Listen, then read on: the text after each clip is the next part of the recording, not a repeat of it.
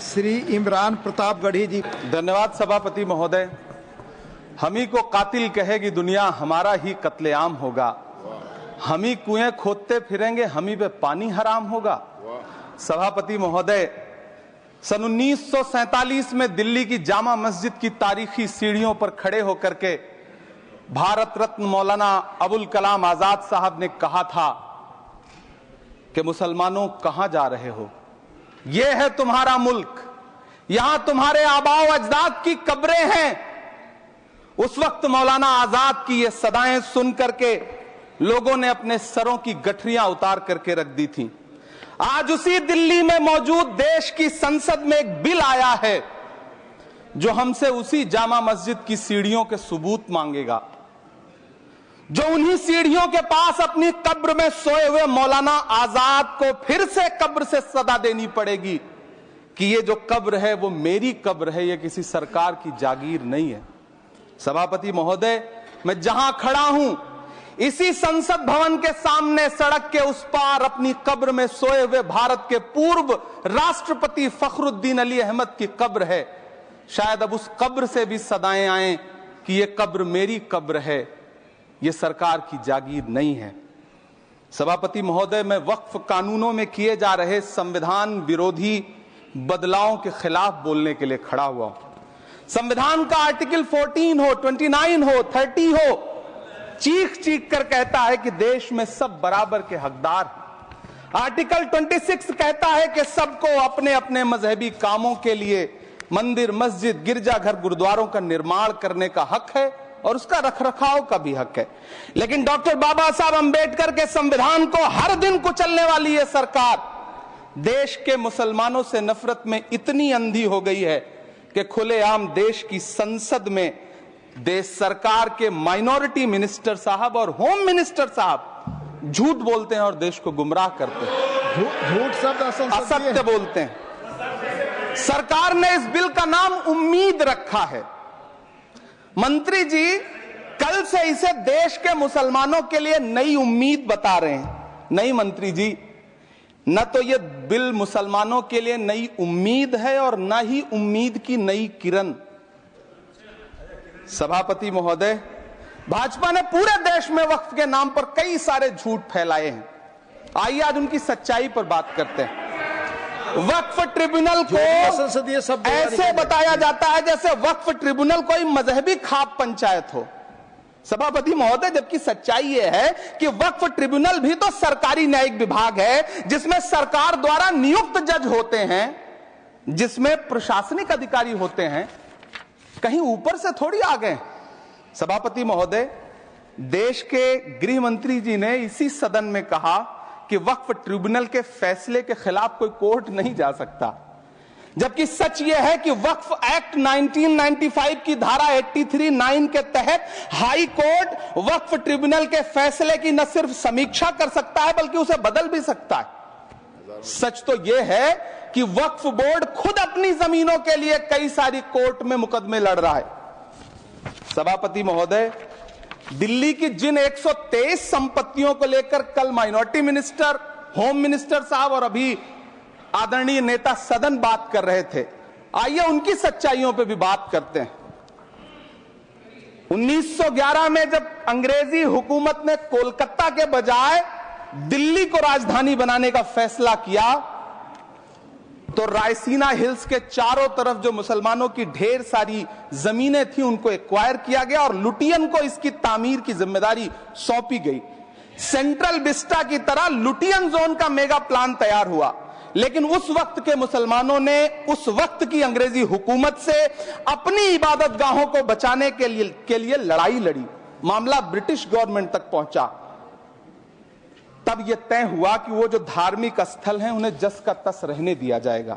India gate के बगल वाली मस्जिद हो, जाप्तागंज, सुनहरी बाग मस्जिद हो, पार्लियामेंट रोड वाली मस्जिद हो, ऐसी 123 संपत्तियों के मैनेजमेंट के लिए 1913 में मुसलमान वक्फ वैलिडेशन एक्ट बना और उसके बाद एक नया शहर बसाया गया जिसे लुटियंस जोन का नाम दिया गया। फिर 1943-45 के बीच एक और समझौता हुआ आजादी से पहले उसके तहत काफी सारी वक्फ जायदादों को सुन्नी मजलिस औकाफ बनाकर उसके अंडर किया गया ताकि उसकी देखरेख की जा सके। गृह मंत्री जी 2 दिन से सदन में जो बात कह रहे हैं वो दरअसल 123 संपत्तियां उसी सुन्नी मजलिस औकाफ के तहत आती है। सभापति महोदय, आजाद भारत आजाद हुआ। आजादी के बाद भारत में 1954 में वक्फ एक्ट लागू हुआ, जिसकी धारा 9 के तहत 1964 में केंद्रीय वक्फ काउंसिल का गठन हुआ। दिल्ली की वही 123 प्रॉपर्टीज को 1970 में सर्वे गजट करके गजट नोटिफाई किया गया। इसके निपटारे के लिए पूर्व प्रधानमंत्री इंदिरा जी के द्वारा 1974 में एक बर्नी कमेटी बनाई गई। बर्नी कमेटी ने 1976 में इन 123 संपत्तियों को दिल्ली वक्फ बोर्ड की संपत्ति होने की रिपोर्ट सौंपी। उस रिपोर्ट के आधार पर 1984 में कांग्रेस सरकार ने उन 123 प्रॉपर्टीज को दिल्ली वक्फ बोर्ड को सौंपने का फैसला किया, जिसके खिलाफ विश्व हिंदू परिषद कोर्ट गई। मामला 2011 तक पेंडिंग रहा। फिर 2011 में कोर्ट ने सरकार को आदेशित किया कि इसका निपटारा करो। तब 2013 में तत्कालीन यूपीए सरकार ने दिल्ली की उन्हीं 123 जायदादों को बर्नी कमेटी की सिफारिशों के मुताबिक वक्फ बोर्ड के हवाले किया। यही वो प्रॉपर्टीज हैं जिनके नाम से गृह मंत्री जी कल से कांग्रेस को कोस रहे हैं। फिर आई 2014 में भाजपा की सरकार, जो तब से इन जमीनों को हड़पने की साजिश कर रही है।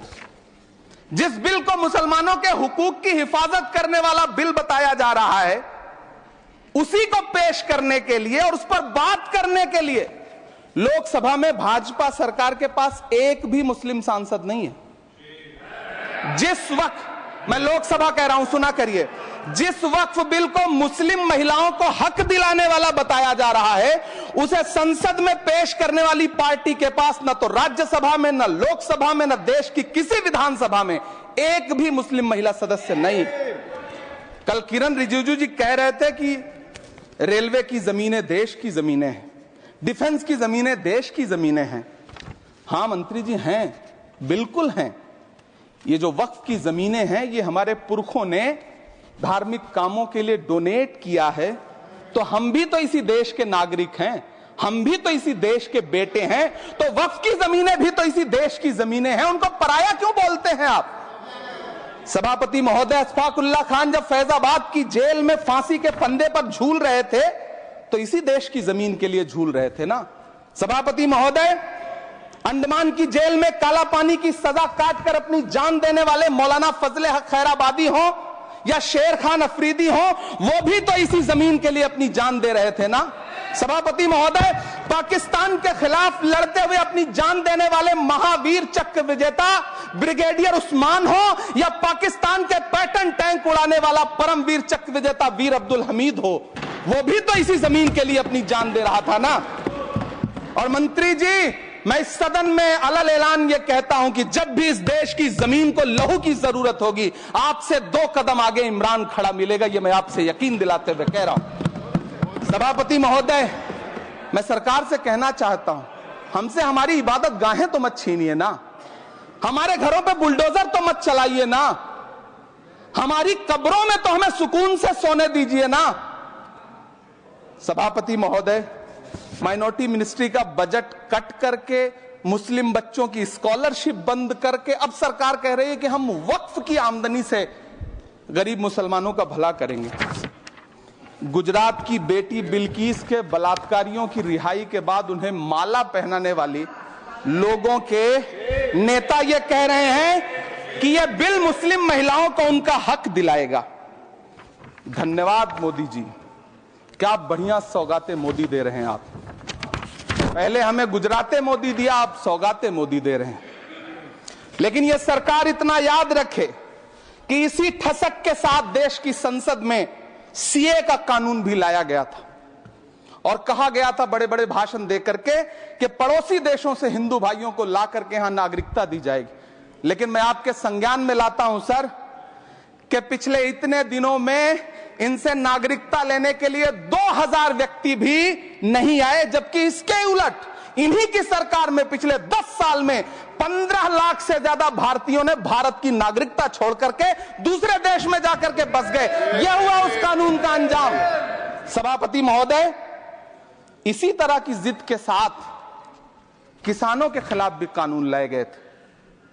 जिस तरह आज वक्फ के फायदे गिनाए जा रहे हैं, उसी तरह से किसानों को भी कृषि कानूनों के फायदे गिनाए गए थे।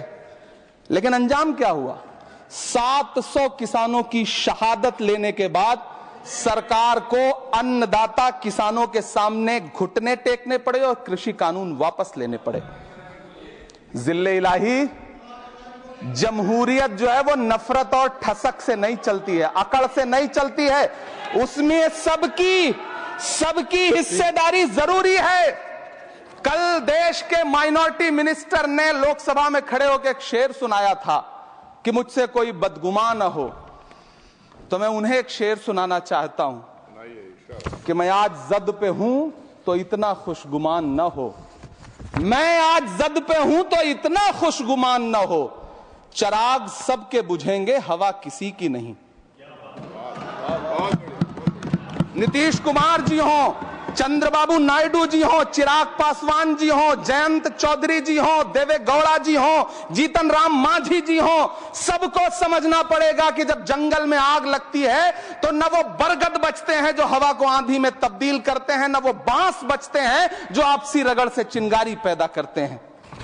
सभापति महोदय, जब देश को मनमोहन सिंह साहब जैसा काबिल प्रधानमंत्री मिलता है तो देश को आरटीआई जैसा एक्ट मिलता है, सेज जैसा एक्ट मिलता है, मनरेगा जैसा एक्ट मिलता है, लिबरलाइजेशन मिलता है, राइट टू एजुकेशन मिलता है, नेशनल फूड सिक्योरिटी एक्ट मिलता है।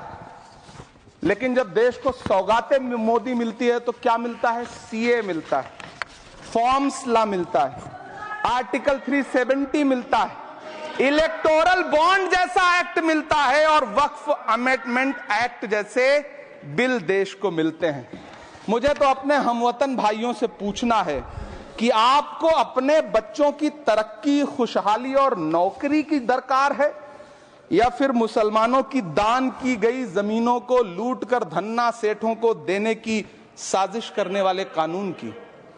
सभापति महोदय, यह सरकार रात के 3 बजे तक पूरे देश को जगा करके संसद में अपने ही नागरिकों को नीचा दिखाने के लिए वक्फ बिल ला रही थी, तो उधर रात के 1:30 बजे अमेरिका हम पर 26% टैरिफ लगा रहा था। सरकार की प्राथमिकताएं देश को पता। सभापति महोदय, मैं बहुत भावुक हूं आज, और मुझे अच्छा लगा कि आदरणीय नेता सदन जगत प्रकाश नड्डा जी ने बहुत अच्छी बातें भी की, मन से बातें की।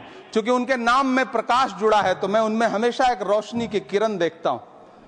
मैं उनके सामने बहुत अदब से यह बात कहना चाहता हूं कि चरागों के सफर में दबदबा हो आंधियों का तो फिर अंजाम जुल्मत के सिवा कुछ भी नहीं होगा।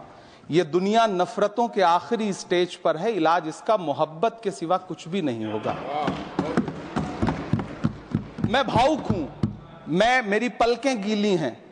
अगर देश की एक बहुत बड़ी आबादी को लगता है कि आप उसका भला करने के लिए नहीं बल्कि उनकी इबादतगाहों, उनकी कब्रिस्तानों, उनकी खानकाहों को बर्बाद करने का बिल ला रहे हैं, तो फिर आप अगर समझाने में नाकामयाब रहे हैं तो यह आपकी नाकामयाबी है। पहले समझाइए, उसके बाद कोई बिल लेकर के आइए, तब शायद हम आपका इतनी पुरजोर तरीके से विरोध ना करें।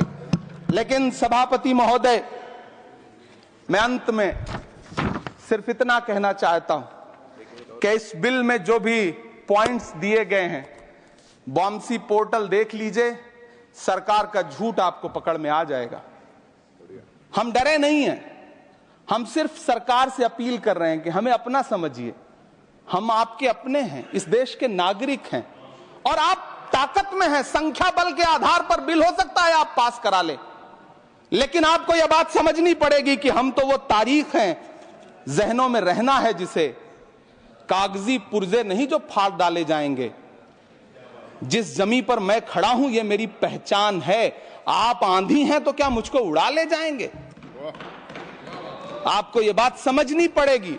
आपको अगर इतना विपक्ष की तरफ से पहले जेपीसी में इतने सारे पॉइंट्स आए और उसके बाद कल से लोकसभा में और राज्यसभा में सुझाव आप सुनने को तैयार नहीं है, लोगों की शंका को दूर करने के बारे में आप बिल्कुल सोच नहीं रहे, बस आप कह रहे हैं यह बिल उम्मीद की नई किरण है। नहीं साहब, इसे भले किरण जी लेके आए हैं, लेकिन ये उम्मीद की नहीं बल्कि नाउम्मीदी की किरण है। और इस देश की एक बहुत बड़ी आबादी इस बात से खदशे में है, शक में है कि आप सीधे उनकी जमीनों को लूट करके धन्ना सेठों को बेचना चाहते हैं। मेरी अब भी आपसे अपील है कि इस बिल को वापस लीजिए। यह बिल कहीं से आपके अपने नागरिकों के लिए अच्छा नहीं है। यह बिल सिर्फ इस देश के मुसलमानों को नीचा दिखाने का और अपने एक ऐसे मतदाता वर्ग को खुश करने का बिल है जिनको इस बिल के पास हो जाने से कुछ मिलेगा भी नहीं।